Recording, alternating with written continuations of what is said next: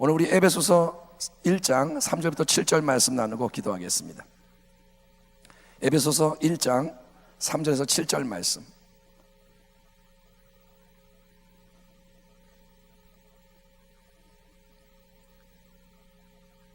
신약성경 310페이지입니다. 에베소서 1장 3절에서 7절 말씀 함께 교독하겠습니다. 3절. 찬송하리로다 하나님 곧 우리 주 예수 그리스도의 아버지께서 그리스도 안에서 하늘에 속한 모든 신령한 복을 우리에게 주시되. 4절. 곧 창세전에 그리스도 안에서 우리를 택하사 우리로 사랑 안에서 그의 앞에 거룩하고 흠이 없게 하시려고 그 기쁘신 뜻대로 우리를 예정하사 예수 그리스도로 말미암아 자기의 아들들이 되게 하셨으니 이는 그가 사랑하시는 자 안에서 우리에게 거저 주시는 바 그의 은혜의 영광을 찬송하게 하려는 것이야. 7절 같이 읽겠습니다. 우리는 그리스도 안에서 그의 은혜의 풍성함을 따라 그의 피로 말미암아 속량 곧 죄사함을 받았느니라. 아멘. 여러분, 우리 하나님이 좋으신 하나님이심을 믿으시기 바랍니다. 좋으신 하나님은 예수 그리스도 안에서 우리에게 참된 복을 베푸시는데, 하나님이 예수 안에서 주시는 참된 복은 이 땅에 속하는 복, 유한한 복이 아니라 하늘에 속하는 모든 신령한 복이라는 것이 에베소서 서두에서 사도 바울이 우리에게 알려주는 귀한 진리입니다. 우리가 받을 복은 뭐냐? 하늘에 속하는 복, 신령한 복. 그래서 그 하늘에 속하는 신령한 복의 첫 번째는 뭐냐 하면 영원한 택하심의 복이다, 이렇게 사도 바울이 말하는데, 영원한 택하심은 뭐냐 하면 우리가 아직 존재하기도 전에, 또 세상 만물이 창조되기도 전에 하나님은 우리를 예수 그리스도 안에서 그분의 자녀 삼으시기를 원하시고 하나님이 마음에 정하시고 우리를 선택하신 줄 믿습니다.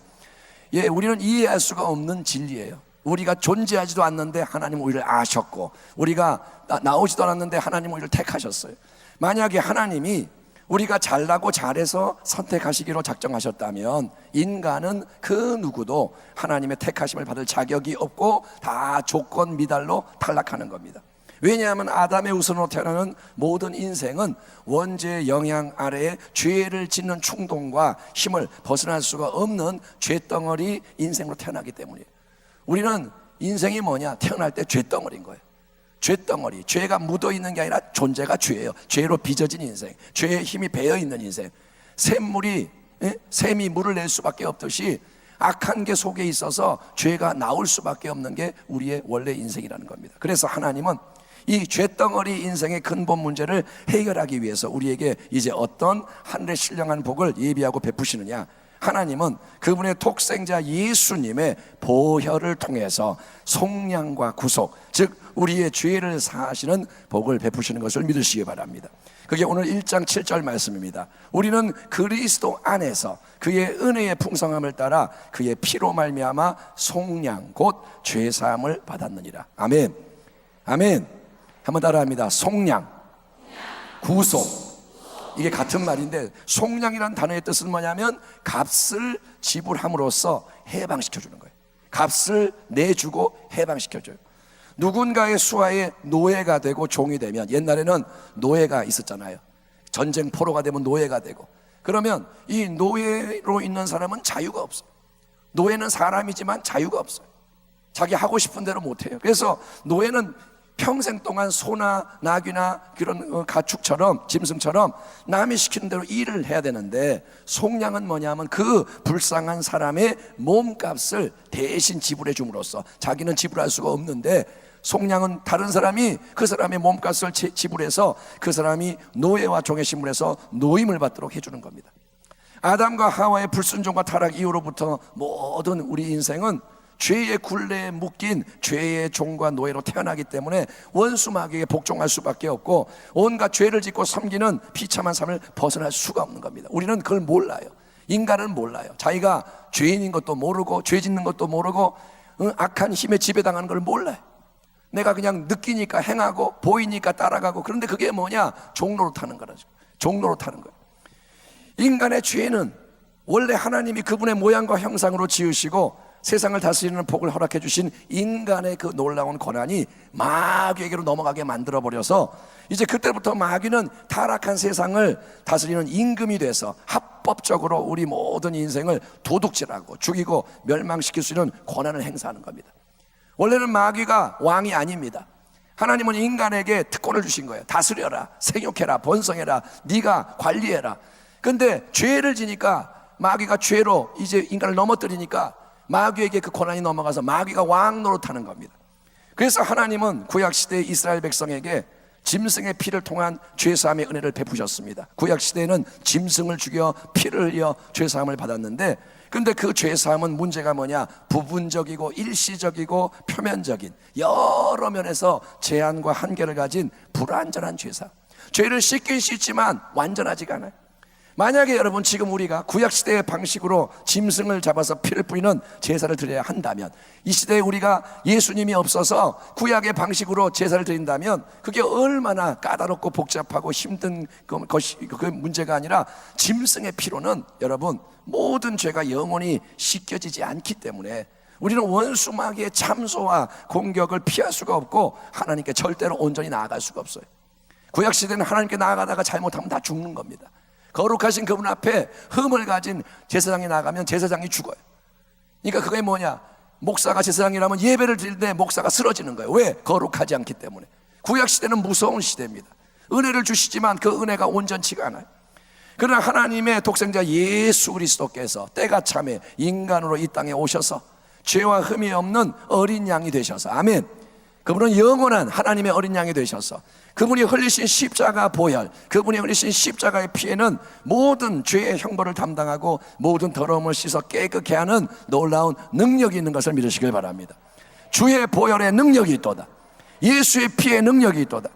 여러분, 유성 매직 자국은 아무리 열심히 물로 닦아도 안 씻겨집니다. 매직, 유성 매직이 묻었는데 물로 아무리 씻어봐야 안 지워져요. 하지만 아세톤을 좀 사용하면, 아세톤이 닿으면 그게 쓱쓱 지워지는 것이 생활의 지혜인데, 이 세상의 모든 이름과 모든 종류와 상태의 죄를 깨끗이, 흰눈보다 더 희게, 양털보다 더 깨끗하게 씻어내는 위대한 능력은 예수님의 흠없고 죄 없는 피, 보배로운 피에 있기 때문에 우리는 여러분 항상 십자가 보혈을 의지하고 보혈을 마음과 삶에 힘써 뿌림으로써 속량, 곧 죄사함의 은혜를 실제로 누리는 거룩한 백성이 되어야 할 줄 믿습니다. 베드로전서 1장 그리고 요한일서 1장에서 사도 베드로와 요한이 이렇게 말씀합니다. 너희가 알거니와 너희 조상이 물려준 헛된 행실에서 대속함을 받은 것은 은이나 금같이 없어질 것으로 된 것이 아니요 오직 흠없고 점없는 어린 양 같은 그리스도의 보배로운 피로 된 것이니라. 또 뭐라냐? 만일 우리가 죄가 없다고 말하면 스스로 속이고 또 진리가 우리 속에 있지 아니할 것이요 만일 우리가 우리의 죄를 자백하면 그는 예수 그리스도는 미쁘시고 의로우사 우리 죄를 사하시며 우리를 모든 불의에서 깨끗하게 하실 것이요. 성경은 뭐라 하냐? 네가 고백을 하면, 믿음으로 회개하면 모든 죄에서 불의에서 사하고 깨끗하게 한다고 약속하시는 거예요. 아무리 여러분 예수님의 보혈이 십자가로부터 흘러 넘치고 있고 그 피에 모든 죄를 사는 능력이 충만해도 내가 그 보혈을 내 마음에 뿌리지 않는다면, 내가 그 보혈을 삶에 뿌리지 않는다면, 우리가 교회로서 예수의 피를 이 성전에 뿌리지 않고 예배에 뿌리지 않고 이 세상에 뿌리지 않는다면 여러분 우리는 죄사함의 역사를 경험할 수가 없고 죄사함이 없이는 하나님 앞에 담대히 나아가서 자녀의 특권을 누리는 은혜를 받을 수가 없기 때문에 우리는 여러분 오늘 이 예배, 함께 드리는 예배뿐만이 아니라 우리 인생에 남은 모든 순간에 예수님의 보혈, 예수님의 보배로운 피를 더욱 사랑하고 보혈을 끊임없이 생각하고 보혈을 끊임없이 말하고 주장하여 죄의 굴레를 끊어버리는 거룩한 백성이 되어야 할 줄 믿습니다. 따라합니다. 주의 보혈 능력이 있도다. 예수의 보혈의 능력이 있어요. 그것은 보배로운 피예요. 이 세상의 모든 다이아몬드와 금은보화를 더한 것보다 예수의 피 한 방울이 보배로운 거예요. 그 보혈은 우주를 새롭게 하는 보혈입니다. 하나님이 세상을 구원하시는 방법이 뭐냐? 예수의 십자가 보혈이라는 거예요. 아멘. 그 보혈을 의지해서 예배를 드리고 그 보혈을 의지해서 살아가는 거예요. 여러분 항상 주 예수 안에 거하기를 축원합니다. 그거는 뭐냐? 항상 보혈의 능력 아래 거하라는 거예요. 보혈의 능력 아래 쓰라는 거예요. 아멘. 예, 보혈이 없이는 죄를 이길 수가 없어요. 보혈이 없이는 마귀를 못 이겨요. 보혈이 없이는 지옥을 못 이겨요. 근데 보혈의 능력 아래 거하면 이스라엘 백성이 문설주와 문인방에 어린 양의 피를 발랐을 때 죽음의 사자가 지나간 것처럼 예수의 보혈 아래 거하면 원수가 건들 수가 없고, 여러분은 이제 보호받고 승리하되 날마다 넉넉히 승리하는 줄 믿습니다. 주의 보혈 능력이 있도다. 예수의 피의 능력이 있도다.